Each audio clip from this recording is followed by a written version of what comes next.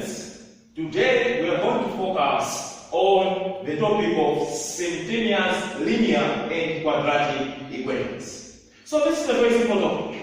It's just a matter of understanding. So be with me by following step by step in this context so that at the end of this topic you should be able to solve the equations concerning simultaneous. So the word simultaneous means doing two things at once. It means you are handling two equations at once.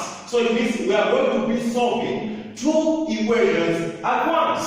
So that's the word simultaneous. So an example of a simultaneous equation, illustration.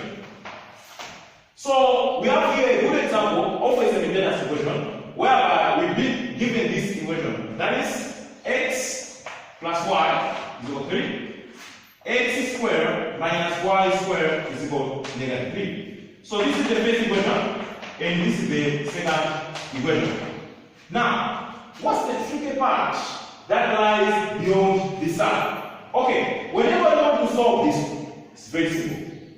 The first step for you to follow is to make it subject of the formula. So you choose either equation number 1 or 2 and choose any letter from that one to make it a subject. Rather, you choose the simple equation that is easy for you to make that one subject of the formula.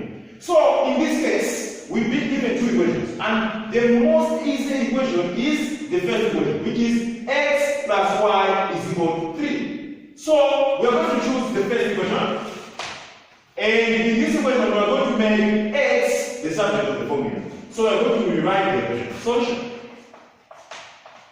So we're going to say x plus y is equal to 3. So let's make x subject of the formula. So it means that y will go beside, which is the unwanted. So x is equal to 3. So y is positive. When it goes to this side, it will be negative. Something like this one. So x is equal to 3 minus y. So this is the first step, subject of the formula. Second step, we are going to substitute the answer which we got from the first equation on the second equation. So we are going to substitute this one to the second equation. So let us write the second equation. The second equation is x squared minus y squared is equal to negative 3. Now we are going to substitute wherever we are having x, we are going to put 3 minus y. Wherever we are having x, we are going to substitute that one with 3 minus y. So in this context, here we are having x. So we're going to say instead of writing x, we are going to put 3 minus y. So 3 minus y squared, as you get it here, minus y squared, which is here, is equal to negative 3. Something like this one. So whenever you're being given this one, the meaning of open bracket 3 minus y close bracket squared means that we have 3 minus y exists in two forms. It means this one, we should double. We are going to double 3 minus y. So it is doubling itself, or it is replicating itself, this one. So it's the same as you're given x squared. X squared is the same as x times x. So in this context, it's the same as we're having 3 minus y times 3 minus y, something like that, which is something that's very simple. So here, let us duplicate this one. It's going to say 3 minus y. Let's bracket the other one. 3 minus y. Minus y squared is equal to negative 3. As easy as that. Then after that, we are going to expand this one. How are we going to expand? We are going to take one variable from here to multiply with this bracket. Then the other variable to multiply with the same bracket. So here 3 open bracket, this bracket we're going to put it here. 3 minus 1 close bracket. Then the second variable is negative 1. Negative 1 open bracket. That multiply with the same bracket. So 3 minus 1 minus y squared is equal to negative 3. Something like that one. So what next? So moving on from this one, we're going to multiply 3 times 3. So 3 times 3 is 9. 3 times negative y is negative 3y. Negative y times 3 is negative 3y. Negative y times negative y, the answer is positive y squared. And here we are having what? We are having negative y squared. Something like that. Then negative is equal to negative 3. That's the way. Then what are we going to do? We're going to put like terms together. So we are having 9 here. Negative 3y, the answer is negative 6y.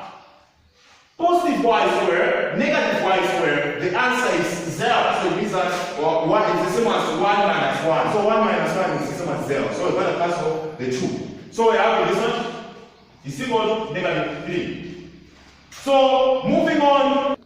So from here, we're going to make y the subject of the formula. So what are we going to do? Here is very simple. We remove first the unnoted. The unnoted is what? It's 9. We want y to be the subject. So here we're going to put here, move 9 to this side. It's going to be 6y is equal to negative 3. Here it is positive, it will be here negative.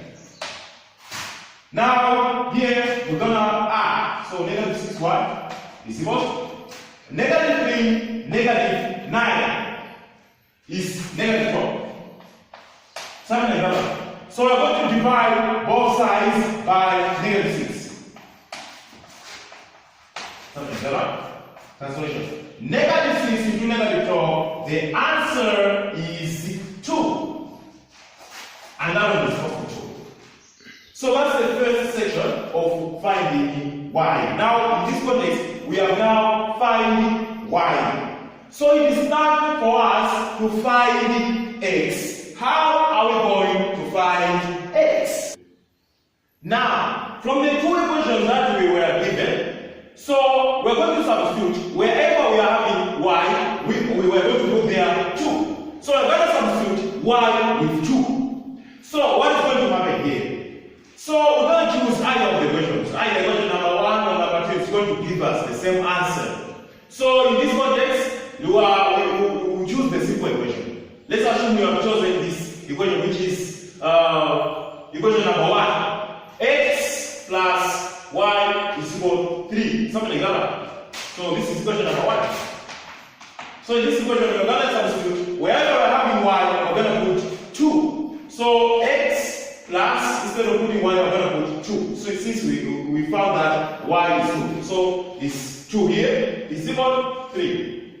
So let us make x the subject of the formula. So 2 is going to move to this side. It's going to be x is equal to 3 minus 2 because it was positive here. So 3 minus 2 is 1. So in this context, it means that x is 1 and y is 2. And that marks the end of the first example.